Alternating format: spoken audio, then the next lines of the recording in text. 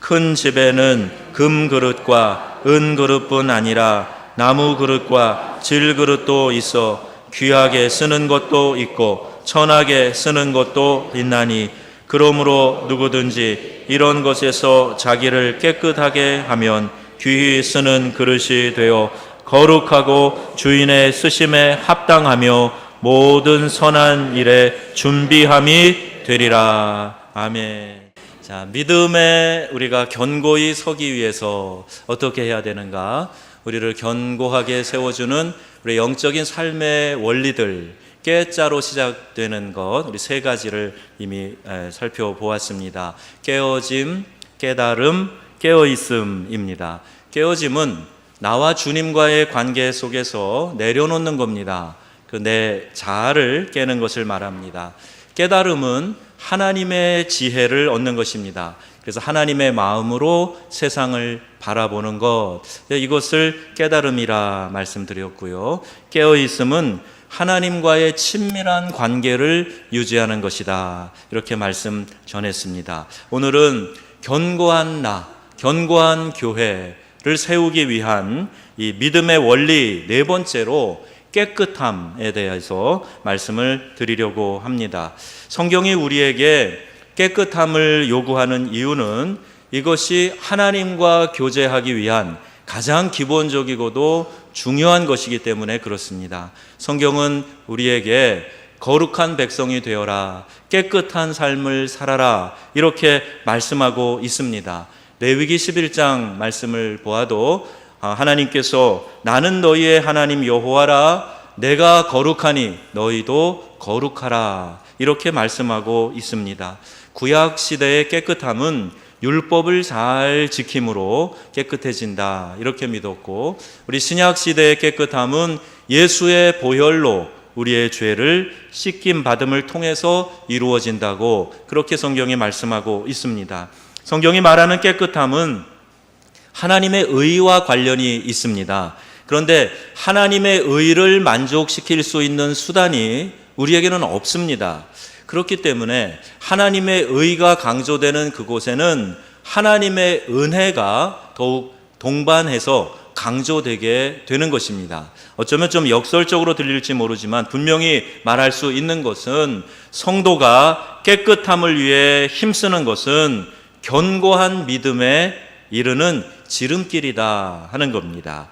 깨끗함을 유지하면 하나님과의 교제가 풍성해지고 깊어집니다.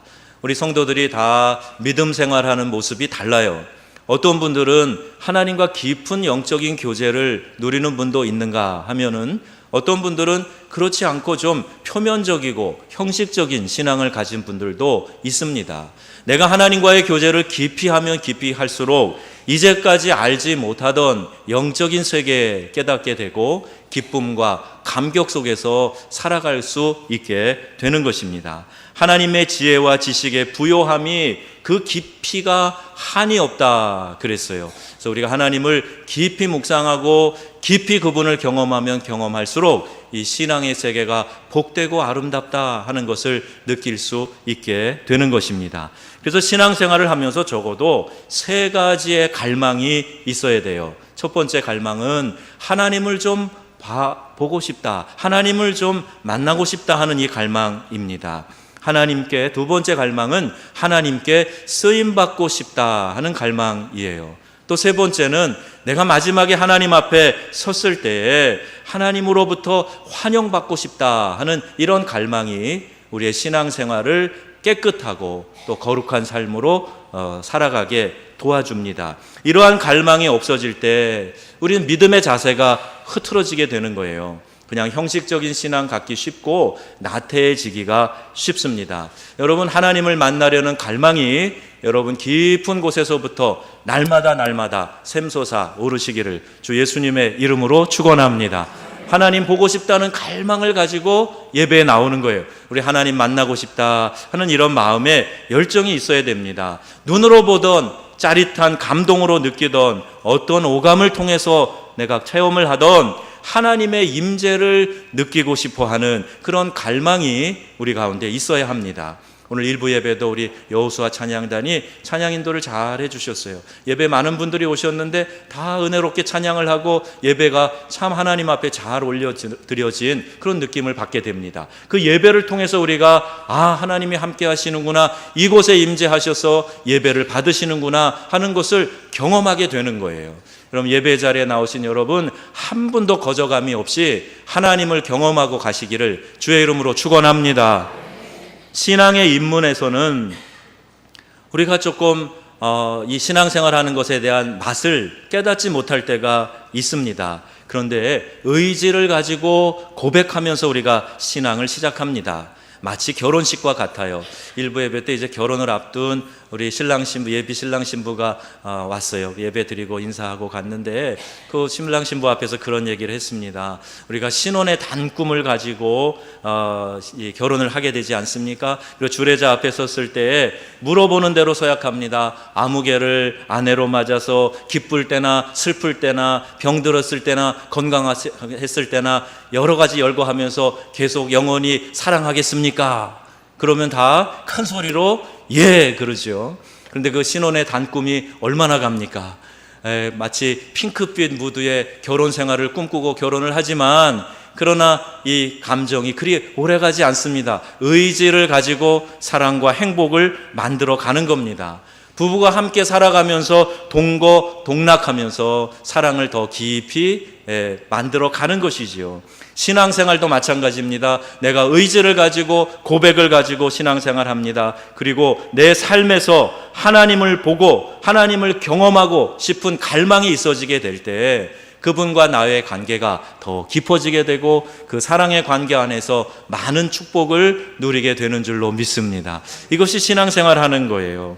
보기를 간절히 원하면 만나볼 수 있습니다. 만나 주신다고 말씀하고 계십니다. 잠언 8장에 나를 사랑하는 자들이 나의 사랑을 입으며 나를 간절히 찾는 자가 나를 만날 것이니라 말씀하셨습니다.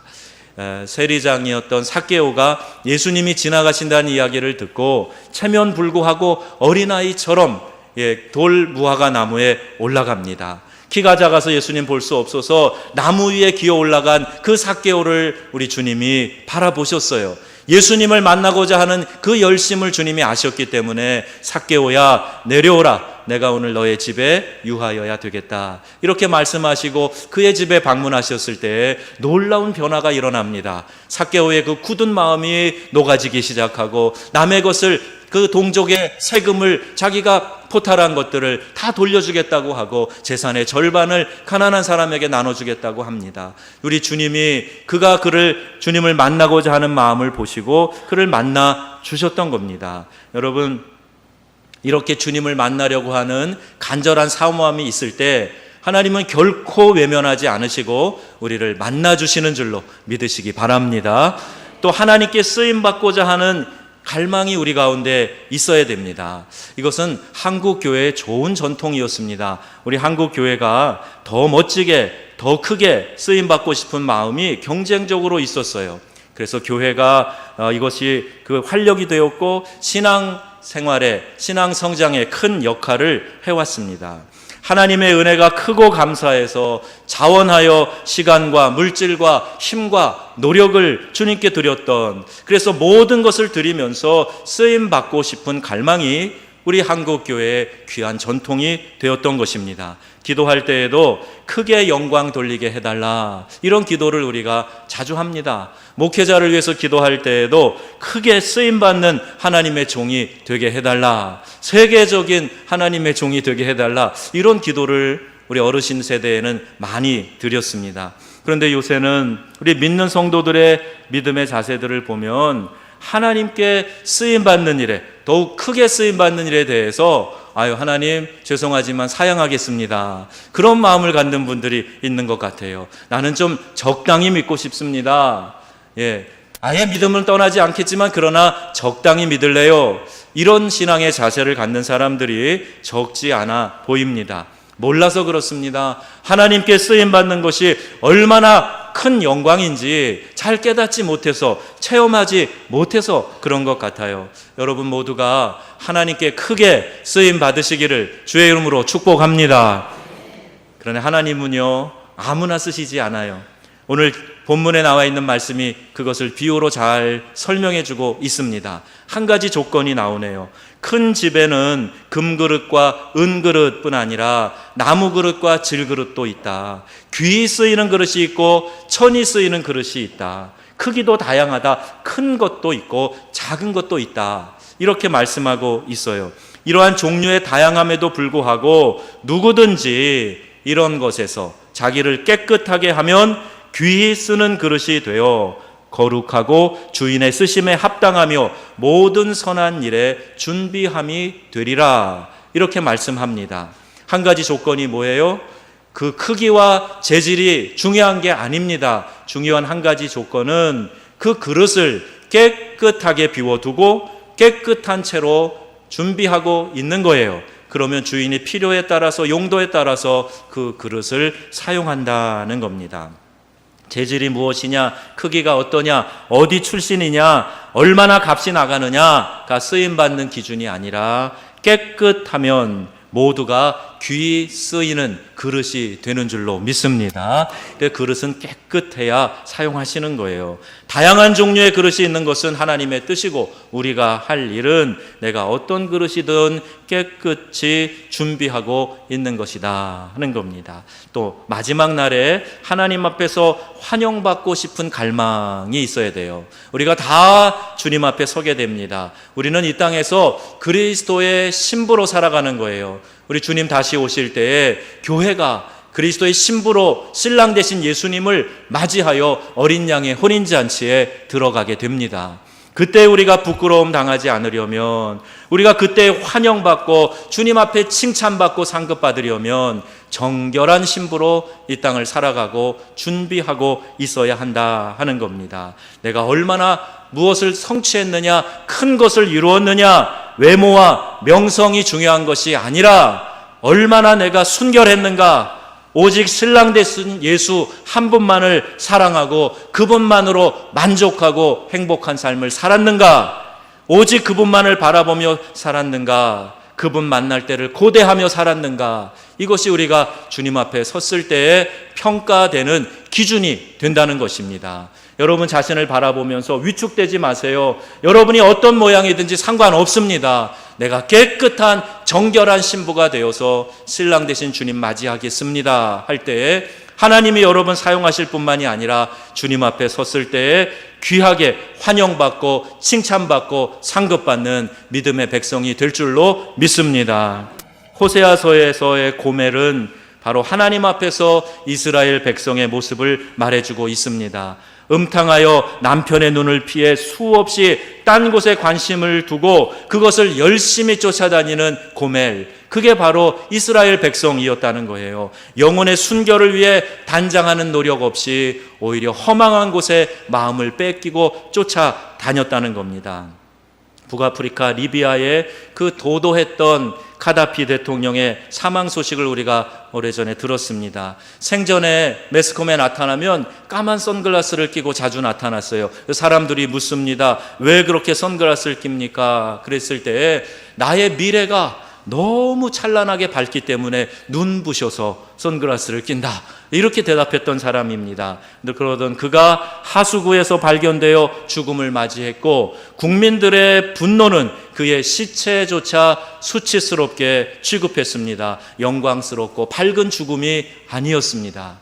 우리 모두가 이 땅을 떠납니다. 더 중요하게 생각할 것이 있어요. 우리의 죽음은 통과 의례에 불과합니다. 그 다음에 영원한 세계가 있음을 여러분 믿으시기 바랍니다. 그 영생을 준비하며 우리가 살아가는 거예요. 구원받은 하나님의 자녀로 천국에서 영원 복락을 누리든지 아니면 심판받아 뜨거운 불못에서 형벌받아 영원히 살든지 그것을 결정하는 것이 이 땅의 우리의 삶입니다. 한 번 죽는 것은 사람에게 정하신 것이요 그 후에는 심판이 있으리니, 여러분 이 심판에서 주님의 은혜 가운데 하나님의 보호 가운데 영생을 얻고 천국 복락을 누리시기를 주의 이름으로 축복합니다. 그러면 깨끗한 삶을 살아가야 돼요. 깨끗함의 이미지를 색으로 말해봐라. 아마 흰색이라고 이야기할 겁니다.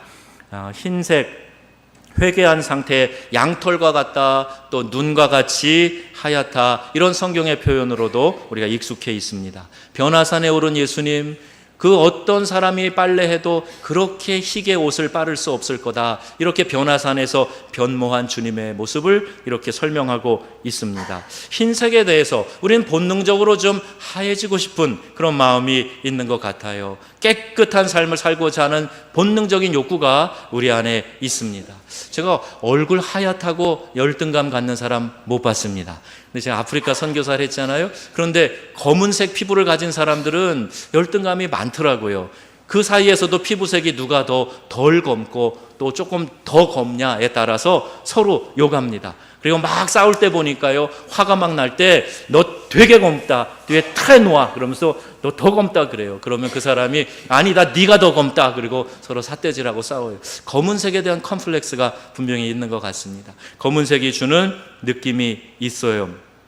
그래서 우리는 흰 색깔에 대한 하얘지고 싶은, 또 깨끗한 삶을 살고 싶은 그런 우리의 마음의 본능이 있습니다. 우리의 영혼의 세계도 마찬가지예요. 하나님과 닿기 위한 수단은 깨끗함입니다. 흠없는 삶을 살아가는 것, 우리 하나님이 원하고 계시기 때문이에요. 성경에는 흠없음에 대하여서 두 가지 단어가 나와 있습니다.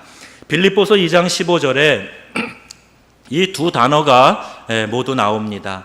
너희가 흠이 없이 순전하여 하는 그 단어이고, 그 다음에는 또 흠없는 자녀로 세상에서 그들 가운데 빛들로 나타나며, 이렇게 이야기하고 있습니다.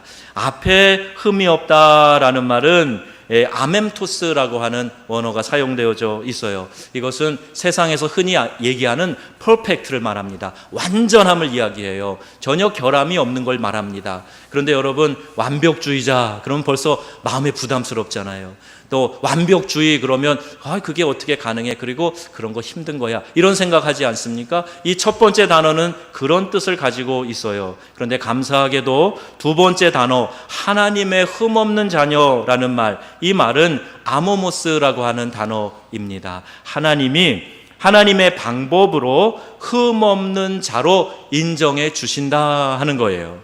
하나님의 방법이 뭡니까? 예수 그리스도의 보혈입니다. 예수님의 보혈로 우리의 죄를 씻으셔서, 본질적으로 우리는 완전하지 않지만 그러나 예수의 보혈로 우리의 죄를 씻으셔서 완전하고 거룩한 나의 자녀로 삼아 주신다는 말씀입니다. 이것을 로마서에서는 칭의의 교리로 우리에게 설명하고 있어요. 우리를 의롭다고 불러주신다, 칭해주신다, 그런 뜻입니다. 여러분, 우리 자신은 생각과 삶에 있어서 완전하지 않다고 할지라도 예수의 보혈 공로 힘입어서 하나님 앞에 흠없는 백성이 된 것을 믿으시기 바랍니다.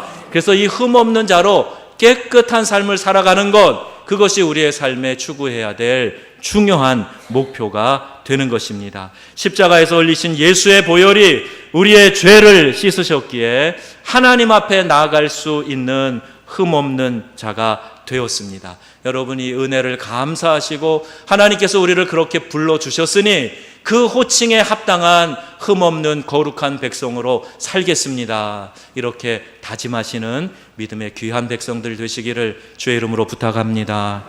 성경에 말하는 깨끗함에 이르는 두 가지 방편을 소개합니다. 첫째는 씻음이에요. 방금 말씀드린 대로 예수님의 보혈로 우리의 죄가 씻김 받았다 하는 겁니다. 우리가 흠없는 백성으로 인정받는 것은 주의 보혈로 씻김 받았기 때문입니다. 죄를 지으면 세 가지 결과가 생겨요. 죄의 결과로 생긴 상처, 또 죄를 짓게 하는 근원인 죄성이 더 퍼져나가는 것, 그리고 세상 가운데서 이 죄성이 영향력을 끼쳐서 죄로 오염되게 하는 것, 이와 같은 것들입니다. 그런데 하나님의 깨끗게 하심은 이 세 가지의 자취를 다 없애주는 거예요. 그의 보혈 공로로 말미암아, 그의 깨끗게 하심으로 말미암아 우리의 죄가를 없애시고 우리 안에 있는 죄성을 이기게 해주시고 또 오염으로부터 보호해 주신다 하는 겁니다.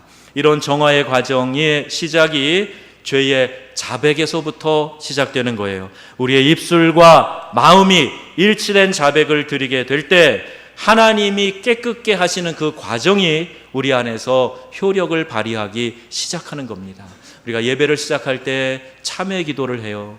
여러분 어떤 기도를 하십니까? 제가 구체적으로 듣진 못하지만 꼭 여러분 기도하세요. 내가 지은 자범죄들이 있습니다. 하나님의 영광을 가리우는 말과 생각과 행동으로 지은 죄들 낱낱이 고백하세요. 그러면 이 고백에 의하여 주님 약속하신 대로 너희가 만일 너희의 죄를 자백하면 그는 미쁘시고 의로우사 우리의 죄를 사하시고 모든 불의에서 깨끗게 하신다 하셨습니다. 그래서 예배에 나오실 때는 여러분 이 죄 사함의 은총을 경험하고 가시기를 주의 이름으로 축원합니다. 이게 없으면 예배를 잘못 드린 거예요. 내 죄를 씻어 주셨다는 감격과 감사와 그 기쁨이 있어야 되는 겁니다. 그래서 그 예배를 통해 내가 회복되고 다시는 죄 가운데 빠지지 않겠다 결단하고 이 예배당을 나가는 것, 이것이 온전한 예배, 살아있는 예배인 줄로 믿습니다. 예수의 씻김은 무가치한 것을 위하여서 우리를 보혈로 씻으신 것이 아니에요. 우리를 너무나 사랑하시기 때문에, 생명같이 여기시기 때문에 우리가 죄 가운데서 오염된 상태로 살지 말라고 그 보혈 공로로 우리의 죄를 씻어 주신 겁니다. 여러분, 이 보혈의 공로가 여러분 마음 가운데 깨달아지시기를 바랍니다. 이 보혈의 공로를 아는 사람은요, 함부로 죄 짓지 않습니다. 예수님이 어떻게 나를 구원하셨고 어떻게 나를 보혈로 씻어주셨는데 내가 감히 죄 짓는 자리에 가서 그분의 영광을 또 가리운다? 있을 수 없는 일이에요. 여러분, 이 깨끗함의 삶이 여러분의 삶의 목표가 되시기를 주의 이름으로 축원합니다. 경건은 깨끗함을 위한 깨달음이라고 말할 수가 있습니다. 우리 성경에서 말씀하지만 우리의 믿음은요, 훈련 없이 경건을 갖출 수가 없습니다. 이 시대의 경건은 위기의 직면에 있어요. 왜냐하면 이 시대는 권위를 무시하고 경건을 대수롭지 않게 여기기 때문입니다. 이 시대가 권위를 내버렸어요. 경건이 종종 권위로 나타나 보이기 때문에 교회 안에서도 말씀의 권위, 말씀을 선포하는 이의 권위가 없어져 버린 겁니다. 내 믿고 싶은 대로 믿는 거예요. 내 신앙의 색깔대로 믿으려고 합니다. 누군가 나를 가르쳐주고 지적해주고 바른 길로 인도해주는 것에 대해서 거부합니다. 내 마음대로 믿고 싶어 하는 거예요. 이것이 영적인 권위를 인정하지 않는 겁니다. 진정한 권위는 주님의 일을 하는 데서 오는데, 많은 경우 또 교회가 권위가 마치 조직 자체에 있는 것처럼 오해한 데서부터 우리의 불신앙이 시작된 것도 물론 있습니다. 또 비단 교회만이 아니라 가정도 사회도 권위를 배제하려고 하는 경향이 강한 그 시대에 우리가 살고 있습니다. 오늘날 가정에서 아버지들의 권위도 말할 수 없이 땅에 떨어졌어요. 옛날에 우리 가정에서는요, 대가족이 모여 살아도 서로 마음이 안 맞아서 불평이 나서 싸움이 나도 사랑방의 어르신이 에헴 하면 다투다가도 그냥 조용히 했어요. 야, 할아버지 진노하신다. 조용히 했어요. 아버지가 한번 뭐라고 역정내면 자녀들이 그냥 그 말에 내가 따라가고 가정이 평화로웠습니다. 그런데 지금 그 권위가 어디 갔습니까? 한국 사회가 이렇게 복잡해진 것은 권위 공간이 가정에서 없어졌기 때문이라 미래학자들이 그렇게 이야기하고 염려하고 있습니다. 미국 교회에 한인교회 얘기 같아요. 어느 교회에서 바자회를 하기 위해서 주보에 광고를 실었답니다. 그런데 이런 내용의 문구가 실렸어요. 각 전도회 분들 집에서 안 쓰는 물건 가지고 오시면 다음 주에 싸게 파실 수 있습니다. 꼭 안 쓰는 물건 들고 오세요. 남편 데려오는 거 잊지 마세요. 이렇게 광고가 나갔습니다. 불사. 이게 이제 문장이 붙어 가다 보니까 쓸모없는 것, 안 쓰는 것 가지고 오라고 그랬는데 남편이 거기에 이제 마치 연결된 것처럼 이렇게 생각이 되는 해프닝이 일어난 겁니다. 그런데 남편과 안 쓰는 물건이 동일시 된다는 것이 왜 우리에게 웃음거리가 될까요? 지금 많은 분들이 웃고 계시는데 왜 웃습니까? 그것은 이제 아버지와 남편의 권위가 무너진 것이 어쩌면 보편적인 모습이 된 것이 아닐까, 이런 생각이 듭니다. 남자들도 자기들끼리 농담하면서 우리가 가정에서 이렇게 홀대봐도 그런 얘기를 막 웃으면서 해요. 참 불쌍합니다. 이 땅의 남편들, 아버지들 참 불쌍한 시대가 되었어요. 우리의 신앙생활도요, 이 옛 것이라고 생각하며 던져버리고 더 이상 중요하게 생각하지 않는 것 가운데 이 영적인 권위와 경건이 있습니다. 경건은 영적 권위에서 오는 거예요. 내가 경건한 삶을 삶으로 이 경건에 있는 유익, 이 경건이 주는 금생과 내생의 약속, 범사에 유익한 것이 있는데 이것을 내어버리고 하찮게 생각하면서 우리가 살아가고 있습니다. 세상 사람들도 교회는 의례 경건한 것으로 인식했어요. 우리 교회는 그래도 새벽 기도에 나오는 분들이 많이 계십니다. 특별 새벽 기도, 월삭 기도 하면 참 많은 분들이 오세요. 그런데 그럼에도 불구하고 이 기도의 열기가 많이 식어져 가고 있다라는 생각을 하게 됩니다. 새벽 기도에 나가서 주님 앞에 부르짖어 기도하였던 이 영성, 이 경건함, 이걸 통해서 내가 하나님과 더 가까이 하고 하나님을 더 깊이 하려고 하는 그러한 추구, 이와 같은 것들이 많이 사라지고 있다는 거예요. 여러분, 우리의 영혼이, 영성이 깨어날 수 있기를 바랍니다. 우리가 하나님을 추구하며 주님께 나아가려고 하는 이 경건한 삶의 자세가 다시 한번 우리 가운데서 뜨거운 열정으로 일어날 수 있기를 주의 이름으로 부탁합니다. 경건은 정말 중요한 거예요. 경건은 능력이라 그랬습니다. 이 능력이 절망에서 나를 일으키고 모든 시련과 고난에서 이겨내게 해주고 사랑으로 미움과 폭력을 이겨내고 한 가정을 바꾸고 나라를 바꾸고 대륙을 바꾸어 왔습니다. 그것이 바로 경건, 믿는 자들의 경건의 능력이었습니다. 그래서 성경은 경건의 모양은 있으나 경건의 능력을 부인하는 자들에게서 돌아서라, 이렇게 말씀하고 있어요. 사람은 누구나 누군가를 공격할 때 보면 자기 속에 들여다보면서 자기에게 부족한 것을 남에게 뒤집어 씌워 공격할 때가 있어요. 교회 안에 사랑이 없다고 늘 불평하는 사람을 가만히 보면 사실은 그들 속에 사랑이 없습니다. 진짜 사랑이 있는 사람은 교회 안에서 자신이 먼저 사랑하는 모습을 보이기 때문입니다. 믿음도 은혜도 마찬가지예요. 내가 왜 은혜 없다 그렇게 이야기하는가? 내 안에서 은혜 없는 나를 발견하기 때문에 그것을 다른 사람에게 투여하고 공동체에 투여해서 그렇게 이야기하는 것이 우리의 심리적인 반사기법입니다. 성도는 그래서 반드시 경건을 훈련해야 할 이유가 있어요. 성도가 죽음 후에 주님 앞에 선다 하는 것을 기억하고 우리가 그래도 믿지 않는 사람과 다른 그러한 모습으로 주님 앞에 서서 부끄럽지 않은 구원을 받아야 하지 않겠습니까? 우리가 주님 앞에 설 때 무엇을 준비해 가야 될까? 그냥 예수님 앞에서, 심판의 주인 예수님 앞에서 여러분 미소 짓고 서 있겠습니까? 어떤 분은 그런 이야기 하세요. 우리 예수님 만났는데 아이고 예수님이시군요. 네, 말씀 많이 들었습니다. 그리고 예수님 앞에 그렇게 이야기한다는 사람도 들어봤습니다. 누가 또 이런 농담도 했어요. 천국문에 들어가는 거 간단하다.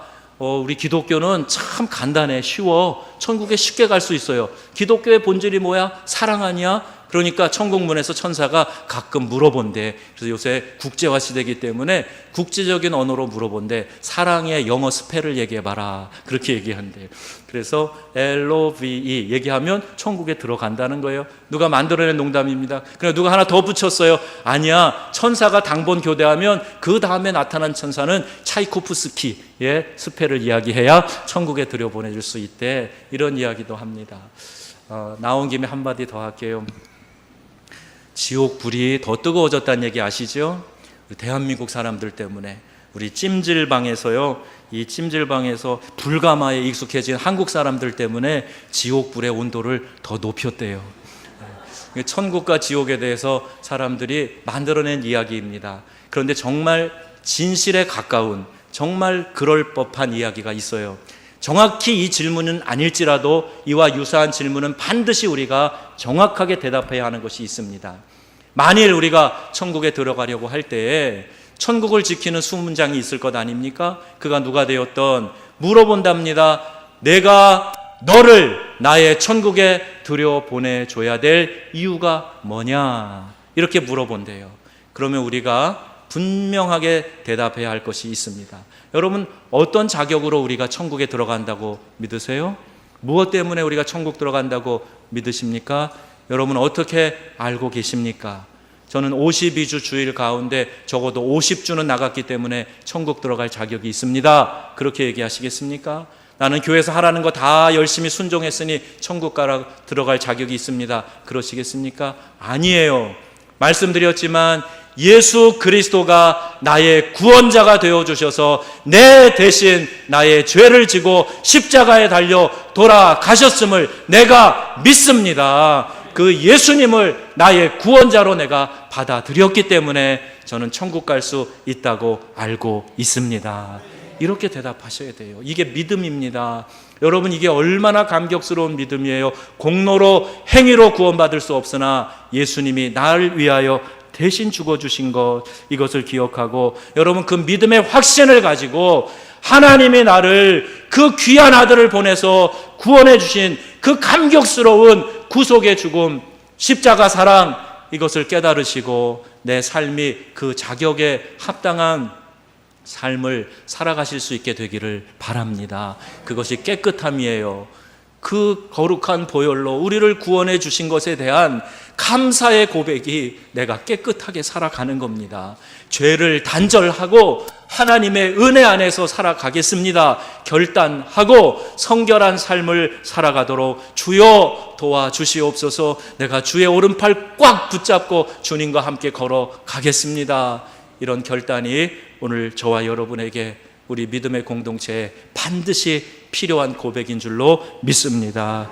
경건으로 구원받는 것 아니에요. 믿음으로 받습니다. 하지만 정말 구원을 받아서 구원에 이르는 믿음이 내 안에 들어오면 그 순간 깨끗함도 들어옵니다. 내가 하나님의 자녀가 되었다는 분명한 확신 가운데 서 있다면 우리는 더 이상 죄 짓는 자리에, 오염되는 자리에 나서서 가지 않습니다. 경건의 훈련 꼭 필요해요. 경건의 훈련의 핵심이 예배 훈련에 있습니다. 경건한 사람들은 예배를 즐거워합니다. 그리고 예배를 통해서 성도는 씻겨지고 채워지고 깨어있게 되는 줄로 믿습니다. 오늘 예배를 사모하시는 여러분 다 되시기를 바랍니다. 공예배에 열심히 나오세요. 그래서 말씀도 듣고 회개하여 기도하고 내가 깨어있는 거룩한 깨끗한 삶을 살도록 자기 자신을 계속 하나님께 맡기는 일이 오늘 우리 가운데 필요합니다. 깨끗함은 하나님이 나를 통하여 이 세상에서 자신을 드러내시기 위해서 꼭 갖추어야 될 우리 자신의 소양이에요. 깨끗한 삶을 사는 것, 그게 바로 이름 그대로 거룩한 백성 성도입니다. 예수의 보혈로 씻김받고 경건의 훈련을 통해서 깨끗함을 유지하는 믿음의 백성들이 다 되시기를 주의 이름으로 축원합니다. 축원합니다.